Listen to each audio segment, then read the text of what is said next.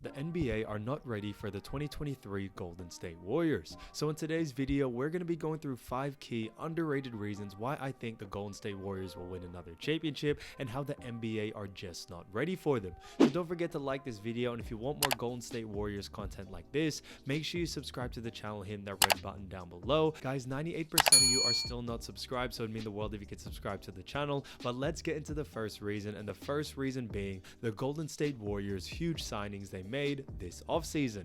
Now, I know a lot of other NBA teams may have blinked an eye when they saw the people that the Golden State Warriors signed this year, despite the fact that they did lose players such as Gary Payton II, JTA, just to name a few. However, what I really do see is they have made some great signings that not only are good players, but they also complement the rest of the Golden State Warriors team. And that's definitely what the front office was trying to find. They weren't trying to find NBA superstars, headline players that could drop 30-40 a game. They found complementing players that will honestly complement players such as Steph, Klay, Draymond, Andrew Wiggins, all the people that are already on the roster. And I honestly think that it is so underrated that people are going to be surprised at what they have to offer. So I think that's great to see. Now, just to name some of the players, we won't go through all of them, but some of the players I'm really excited for: Mac McClung, we got Dante DiVincenzo, we got JaMychal Green, and then we also have other players such as Ryan Rollins, Patrick Baldwin Jr., who are the rookies. So there are a couple more signings, but I think overall the signings they have made are honestly fantastic. I have done a video on most of them just to really show you what they are all about, but what I do think they really do bring, all of them, is that mentality that they are willing to sacrifice anything in order for them to win. So they're not the type of players that are looking to be an NBA star or be someone that leads this team. They know it's Steph's team, they know it's Klay's, Draymond's, all that, and they are just looking to contribute wherever they can in order for them to win another championship. And that's what I absolutely love about their signings. Dante DiVincenzo, I have said time and time again, he's definitely like a Gary Payton II, but he plays a little bit better offense. But I do think that Gary Payton II's defense is a little better. So there is a bit of a discrepancy between there, but I think they almost are definitely the same type of play style, and they'll definitely fit into the system right well. Now, I've also said, great things about Mac McClung. JaMychal Green, who's also an experienced vet, I think is going to bring a lot when it comes to what he can bring for the second unit, and also the experience he can bring from other teams. There are never enough times to actually learn. I think JaMychal Green can really teach the young core what being a power forward, especially players like Kevon Looney, James Wiseman, what it is all about. Reason number 2 is James Wiseman is coming back. Now, I know a lot of other NBA fans, they may not have realized or remembered that James Wiseman is still a part of the Golden State Warriors, but I know us Warriors fans are so excited to see him back on the floor. If you don't remember, James Wiseman is 7'1", 240 pounds. He is honestly the biggest center as they come in today's NBA, guys. Obviously, everyone loves to run small ball, so him standing at 7'1" is a very, very big center. And I think, he really does have the skills to show for it, especially in his first rookie season last season. Now, when it comes to all this, obviously it was cut short. He did only play 39 games due to injury, but he is supposedly coming back this season. It may not be said whether he's going to play the full season, whether they're going to keep an eye on him, maybe play a couple of games here or there, but I think having him back in the roster and getting some game time will honestly be so good, especially with the other players such as Klay, Steph, Draymond, all back to full force. So if you don't remember, James Wiseman last season actually averaged 11.5 points, 5.8 rebounds, and 0.7 assists. So he was honestly a dominant force inside the paint. His field goal percentage was also 51%. 51%. He is honestly a paint beast. I absolutely love him on the roster, and I really am excited to see him play this upcoming season. I think he will complement, playing that position of maybe Kevon Looney, or maybe if they do want to run a big lineup, run James Wiseman at power forward, Kevon Looney at center. I think that would get everyone so excited to see that. But James Wiseman, people have forgotten about him, but I still think he can be a great player. A lot of other NBA fans may have thought he was a bust, but us Warriors fans, we know he is capable of being a great center, and I think he will honestly complement the rest of the roster very, very well. So number 3 underrated reason why I think the NBA are not ready for the Golden State Warriors is Jonathan Kaminga is going to be getting a lot more game time. Now, I know a lot of you Warriors fans know Jonathan Kaminga is definitely one of the great players that has so much potential to be such an all-out superstar.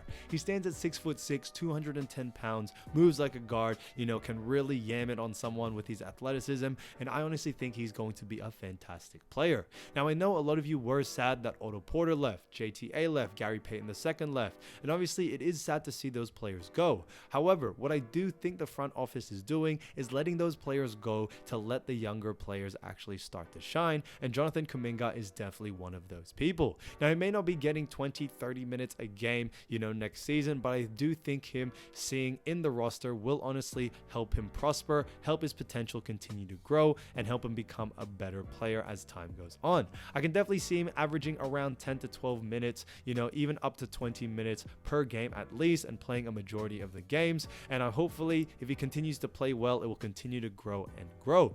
Now, last season he did very well. He actually had 9.3 points, 3.3 rebounds, and 0.9 assists. Now, you're all probably like, those are not that great stats, but you gotta remember, guys, he was only averaging 13 minutes a game. So he wasn't averaging a lot of minutes, guys. It really wasn't enough for him to actually produce big numbers such as 20-30 points. But I think this year, guys, he's really going to push that. I definitely see him getting no least than 10 minutes. I can definitely see him going all the way up to around 25 minutes a game. Hopefully, maybe around that 20 mark, I think is a sweet spot. But Kaminga, I think he may not have an all-star season just yet, but I think this year is going to be honestly a great season for him to continue to prosper and continue to improve as time goes on. Reason number 4 is Jordan Poole is going to have a breakout season.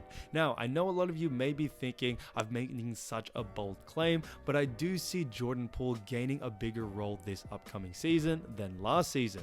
Now, the reason why, like I've mentioned before, when it comes to Kaminga, losing players such as JDA, Otto Porter, all those, although we did find replacements in signings, I do think the Golden State Warriors are going to be giving a lot more minutes to the core players, and I think Jordan Poole is now in that core lineup. So I honestly think he may not be starting, but I think he is going to be getting more minutes. In last season, he actually only averaged 30 minutes a game, and I think that's probably going to be bumped up to at least 35. Also, for the 2021-2022 season, he averaged 18.5 points, 3.4 rebounds, and 4.0 assists. Now, I think he can definitely win most improved. Those numbers can definitely bump up. I can definitely see him averaging at least 25 points next season. Yes, guys, like I said, it is a bold claim, but I have so much confidence and so much faith in Jordan Poole that he is honestly going to get better as time goes on. He can definitely get his rebounds up and definitely his assists up, but I think if his points go up by quite a few, I think that will really show, him winning that most improved award.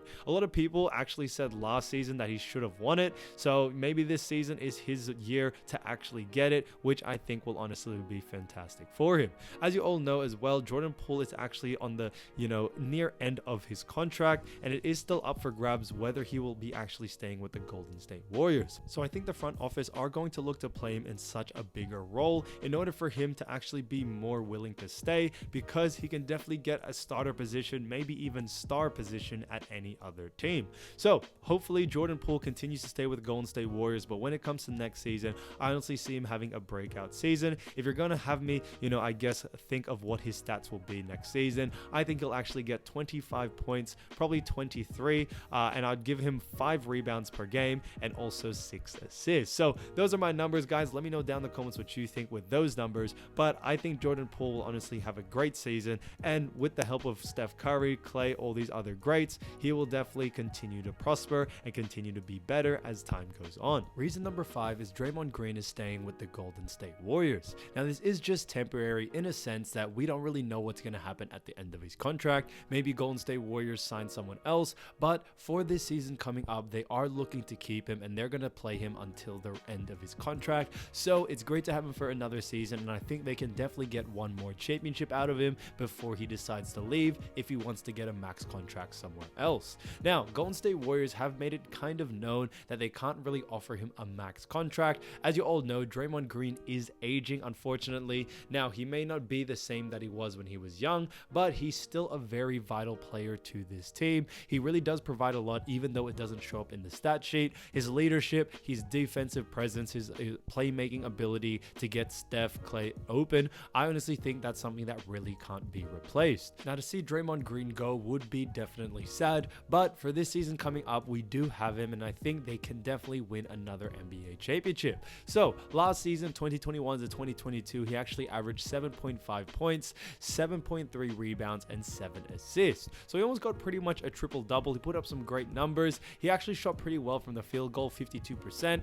Three-point percentage wasn't so great, 30%. I know a lot of you remember, but Draymond Green was actually a pretty solid three-point shooter back in the day. Now, what I mean by solid, I mean around, the 37% three-point line percentage, and also maybe hits 1 or 2 threes. But nowadays, if you have Steph, if you have Klay, and now you have other players such as Jordan Poole, Andrew Wiggins that can also knock it down, there's really no use for you to shoot that three ball. So it's really not a part of his game. But what I do think he really does provide a lot of is definitely those intangible things: rebounds, assists, playmaking, leadership, all that great stuff. So I think Draymond Green is still a vital player to this roster. I have a lot of comments in my comment section that have been saying, oh, get rid of Draymond, he's useless, blah, blah. Yes, guys, it doesn't show up on the stats, but I'm telling you right now, with Steph and Klay, the way they are playing, that wouldn't be possible if it wasn't for Draymond to get him open and, also helping out when it comes to playmaking and grabbing some of the attention off them. So, I absolutely love Draymond. It will be sad to see him go next season if they can't sign him the max contract,